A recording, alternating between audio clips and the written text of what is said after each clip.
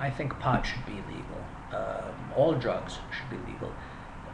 If you do a drug and you're not hurting anyone, first of all, it shouldn't be a crime. But the way it's considered now, it is a non-violent crime. We're putting drug users in jail.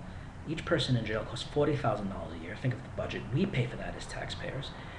And I really see no distinction between getting drunk or doing a lot of pot or cocaine or ecstasy. I see no distinction at all.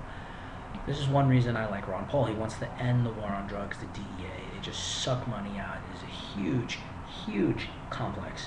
You talk about the military-industrial complex, you have the drug war complex. It's been going on for decades, and it needs to go away. Now, I don't hate Barack Obama. I was sour on the man, and if you look at his record, if you look at the facts, he is a better president than what he gets credit for.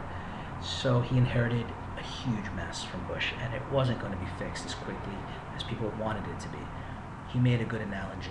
I am the captain of a boat, and the ride isn't going to be smooth. Passengers are going to be complaining.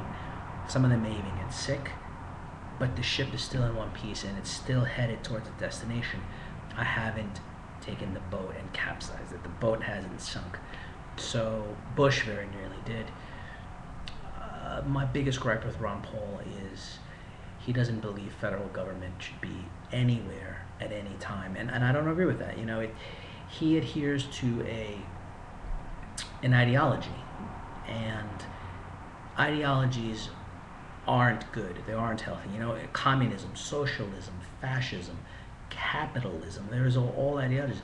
A pure market, a pure free market could never work. Just like communism could never work because people aren't pure. People always try to cheat the system.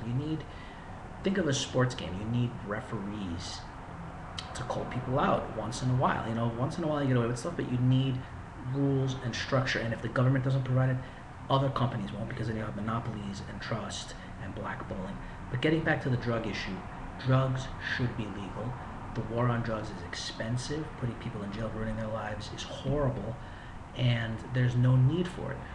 This brings me back to Barack Obama. He is in a weird predicament because he's saying, I don't want to be the first black president to legalize pot and other drugs. He would be destroyed, exonerated. You know what I mean? He would be just annihilated in the media, the talking heads.